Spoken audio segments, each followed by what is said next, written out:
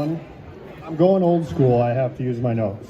So, for those of you who don't know me, I'm Mark Olson, the father of the beautiful bride.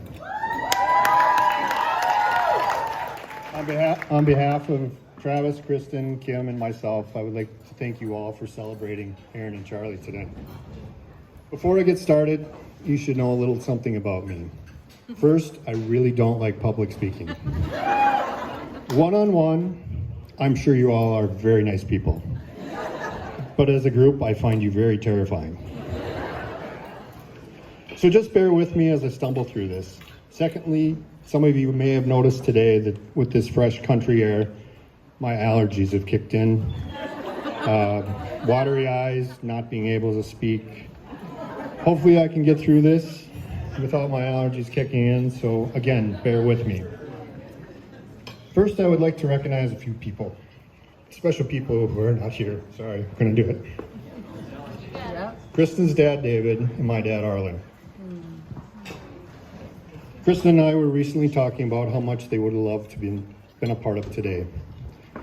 I know if my dad were here tonight, he would have tried to meet each and every one of you and talk to you before the night is over. They're both remembered and very missed. Kim, you were smoking hot tonight.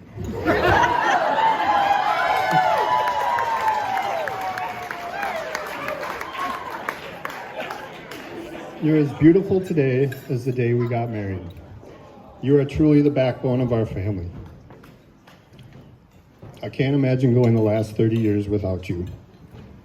Now let me brag on my three beautiful daughters, Jordan, Erin, and Lizzie.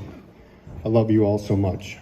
Your mother and I have always prayed that you three girls would have a special bond to grow up as sisters and friends. Seeing you here today, Jordan and Liz supporting Erin on her wedding day, we are so blessed. I will say that sometimes there's a bit of a love-hate relationship with the three, and I'm sure you're going to hear more about that with their toasts. For now, Kim and I are very thankful for your love for each other. Page 2. I have to give a word to the beautiful bridesmaids. You need to know how special you are to Kim and I. As you know, Erin is a self-proclaimed introvert. She's a shy, quiet soul. When Erin went off to college at Bethel, Kim and I prayed that Erin would make a special connection with some friends at college and with life.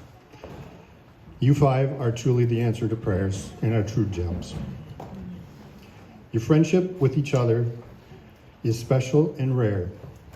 Thank you for loving and supporting Erin. I don't want to leave out the groomsmen, but I don't know any of you. You seem like really nice guys, but that's all I have for you. Oh, and you clean up well. Hank, I just met you yesterday. You're Charlie's twin brother, and you were raised by Travis and Kristen, so you must be a really nice guy.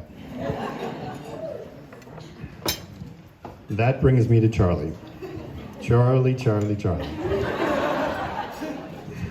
Charlie, I remember the first time I met you. It was at Lizzie's high school graduation open house. And when it comes to planning a party, the Olsons are, as usual, still prepping a half hour after the party has started. I remember scrambling around, and Jordan said to me, "Dad, did you hear? Aaron's bringing a boyfriend." "Dad, you need to be nice to him." "I think she really likes this guy." I said, "What? Aaron has a boyfriend?" A few minutes later, Lizzie runs by me and said, "Dad, did you hear Aaron's bringing Charlie? He's really nice and funny, but really quiet. So Dad, you have to be nice to him."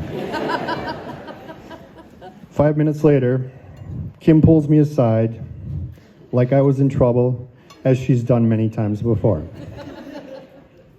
"Aaron is bringing a guy home. You need to behave. Please do not scare him or embarrass Aaron, and be nice." Well, Charlie, apparently I was really nice, because here we are.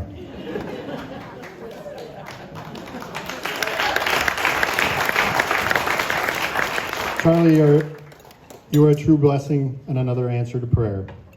As parents of Erin, wait, I screwed that up. As parents, we have prayed for Erin her whole life that she would meet and fall in love with a good, kind man and a heart for Jesus. That's you. We can see the love for Erin and know you will cherish her and take care of her. And so far, you only have one strike against you. Growing up in White Bear, there's some White Bear people here. As you know, White Bear Bears do not like Hill Murray. So, I wasn't sure about you starting a job at Hill. But you have recently corrected the error of your ways.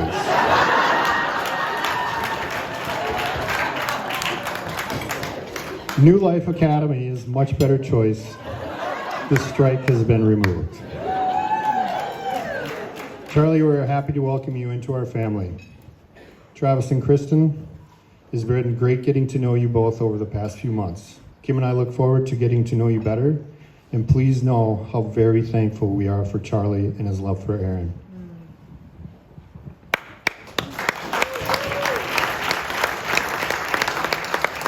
Erin, you look amazing. As much as you hate being the center of attention, probably as much as I do, you are glowing tonight. I love being your dad.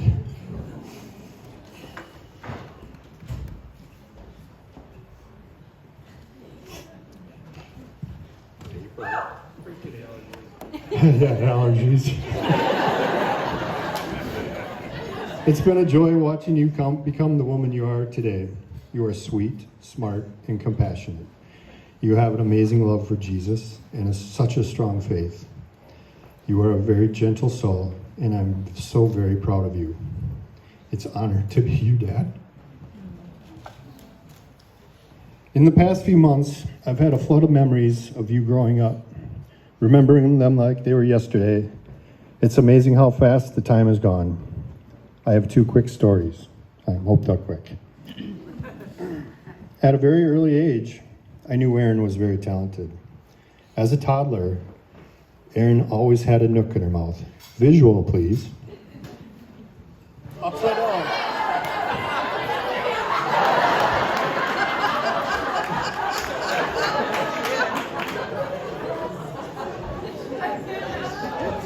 Not only did she have a nook in her mouth, but she had the unique ability to carry 2 or 3 spares in each hand.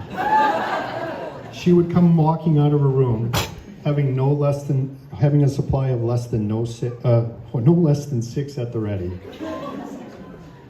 We would watch in amazement as she would be playing with the toys or watching cartoons, and without even thinking about it, she would swap the nook in her mouth out for another one with the other hand. She did it with complete ease. When it was nap time, she had to organize 30 nooks in front of her before she would lay her head down to rest. When we started to break her of the nook by throwing them away and telling her that they were lost, Erin would magically come walking out of her room with another nook in her mouth. This went on for weeks. To this day, I have no idea where you stashed them. I will never forget your younger years. One more quick story. Living with 4 women.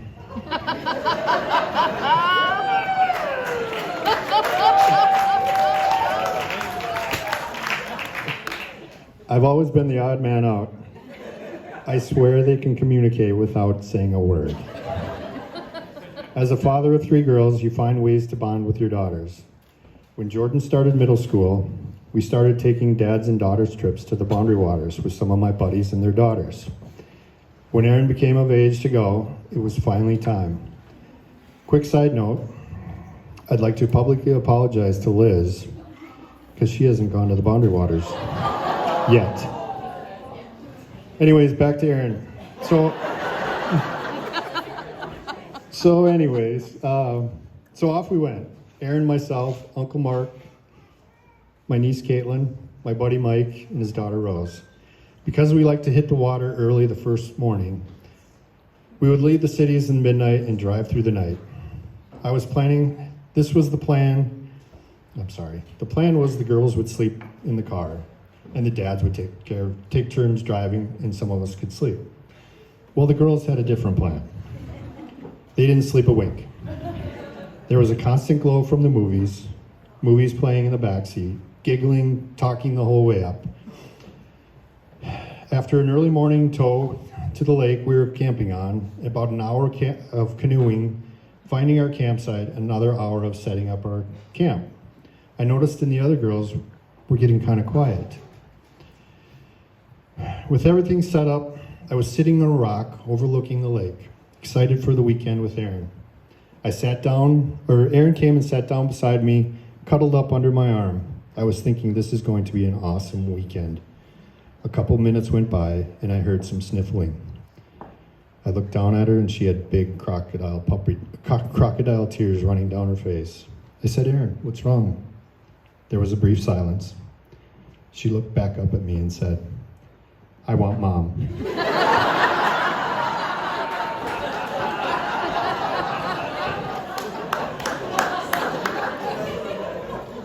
Seeing how Mom thought this speech was too long, I will conclude by wishing Aaron and Charlie a blessed life together.